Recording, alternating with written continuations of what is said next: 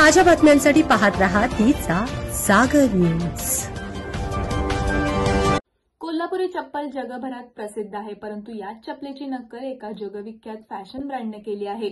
इतकंच नव्हे तर त्यांनी कुठलंही श्रेय सुद्धा दिलं नाही। यावरून भारतीय प्राडावर संतापले आहेत। सांस्कृतिक अपहार ही गंभीर बाब असल्याचं अनेकांनी म्हटलंय।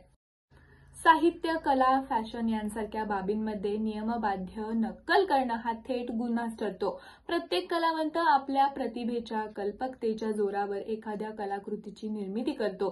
त्यात त्याची मेहनत, जिद्द, कला, विचार ओतलेले असतात। परंतु तीच गोष्ट जेव्हा दुसऱ्या व्यक्तीकडून सरसकट कॉपी किंवा त्याची नक्कल केली जाते, तेव्हा मात्र ते नैतिकदृष्ट्याही चुकीचंच मानलं जातं।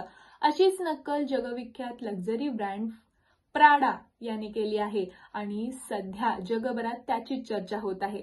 शेकडो वर्षांची कारागिरी, कौशल्य, परंपरा आणि संस्कृतीचं प्रतीक असलेल्या कोल्हापुरी चप्पलची नक्कल प्राडा या ब्रँडने केल्याचा आरोप आहे।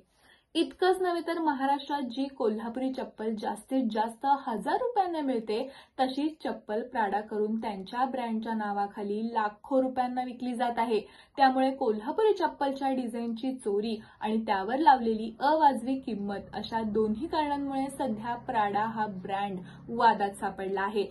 त्यात आणखी एक महत्त्वाची गोष्ट म्हणजे प्राडाने डिझाईन कॉपी करताना कोल्हापुरी चप्पल किंवा तिथल्या कारागिरांना कोणताही उल्लेख केलेला नाही। कोल्हापूरची अस्सल ओळख असलेली ही कोल्हापुरी चप्पल, पण तिचा कोणताही उल्लेख नाही हे नेटकऱ्यांना खपत नाहीये।